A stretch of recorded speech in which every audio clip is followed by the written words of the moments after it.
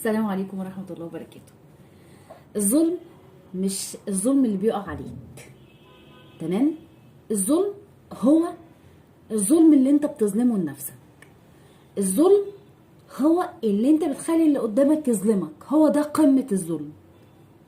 مش مسألة بقى انا اتظلمت، انا فلان جه عليا، انا علان جه عليا، لا، انت الوحيد اللي كفيل ان انت ترد الظلم ده، ترد الظلم عن نفسك. ظلمك في ظلمك لنفسك او في السماح للي قدام منك انك تخليه يظلمك. انا بظلم نفسي امتى؟ لما اخلي اللي قدام مني يظلمني. عشان كده ستوب، مفيش اي حد ابدا يقدر ان هو يظلم حد، تمام؟ ليه؟ لان النفس هي اللي بتسمح بظلم اللي قدام منها.